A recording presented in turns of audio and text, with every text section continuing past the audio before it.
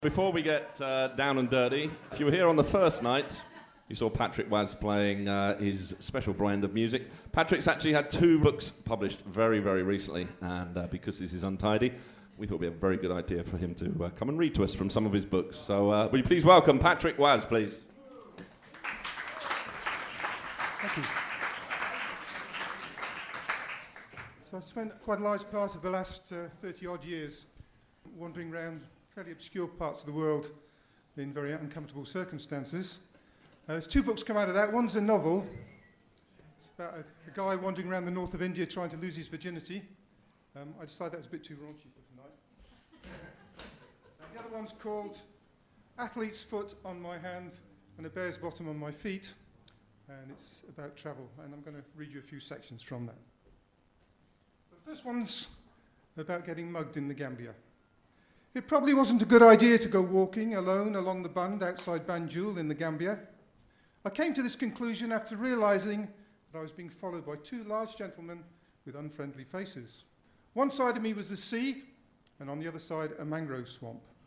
The supposition of personal indiscretion was rapidly substantiated when I was vigorously deprived of my bag, which then departed at high speed in the grasp of one of my assailants.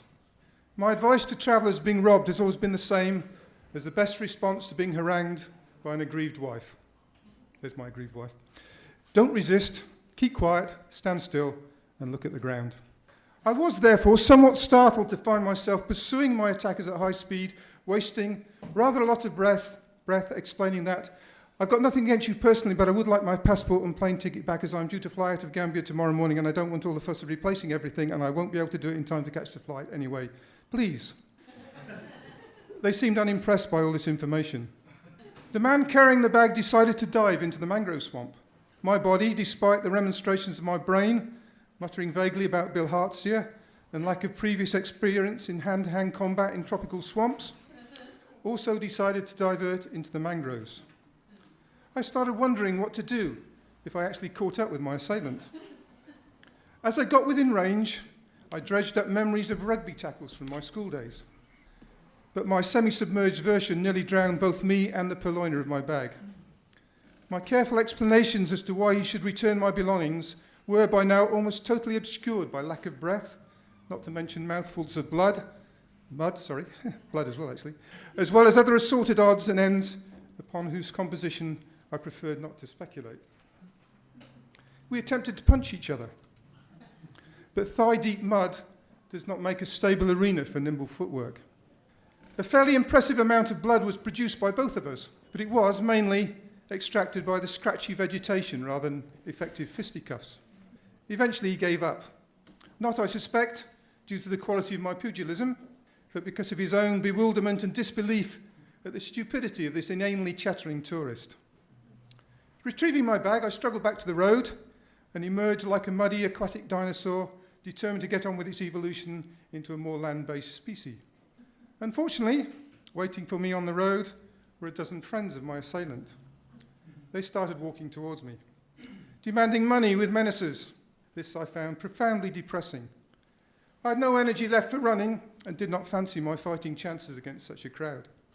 Unbelievably, the proverbial cavalry arrived in the proverbial nick of time in the form of a battered pickup truck from the Ivory Coast. I threw my mud-bespattered body in front of it and leapt aboard as it slowed down.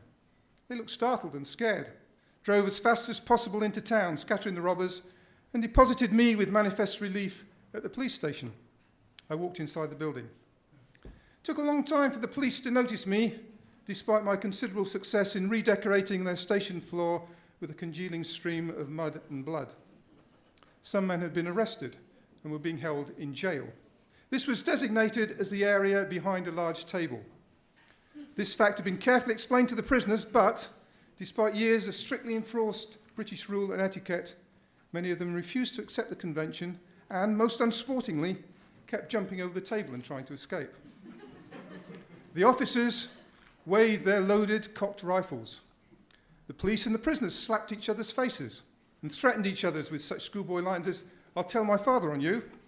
Meanwhile, I carried on dripping, but more slowly. Eventually, when my mud pack had completely solidified, I was noticed and asked to tell my story. I did so. Immediately, everyone leapt into action.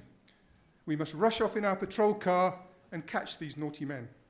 I was very impressed, though slightly less so when I saw the patrol car, a rusty, dented, topless, windscreenless Land Rover. A large number of heavily armed police leapt aboard. I was added as something of an afterthought. We lurched off down the road, in the opposite direction to my expectations. 200 yards down the road, the patrol car noisily braked to a shuddering halt in front of a restaurant. The policeman dismounted, entered, and emerged, rather a long time later, with a copious amount of food. My confused brain laboured on some theory about baiting a trap for my assailants. The Land Rover coughed back into life and shot off again. We delivered the takeaway to the police barracks and then collected some more food. After several more deliveries to various individual homes, even my concussed brain had figured out that my misfortune was a stroke of luck for the local constabulary. A crime had been committed, thereby legitimising the use of the patrol car. Incidentally, to track down the criminals, but more importantly, to carry out all the domestic chores. Many visits, and about 4 hours later, we arrived at a small settlement near the scene of the crime. "We must look for a man washing off mud underneath a tap," said a policeman, clearly self-impressed with his Sherlockian powers of deduction. There were several taps, a lot of men, and significant quantities of mud, but no relevant juxtaposition of the three. One had to presume that the criminals' opportunities for ablutions had been considerably better than mine. The police rapidly lost interest. The patrol car had done its deliveries, and it was much cooler back at the police station. I was dumped at the scene of the crime and left to walk all the way back to and through Banjul. Mud and coagulated blood had created interesting designs all over my body. Streams of sweat diligently sought out all my cuts, making sure that they stung as much as possible. I limped along on mortally wounded sandals, past curious but not really very interested stares.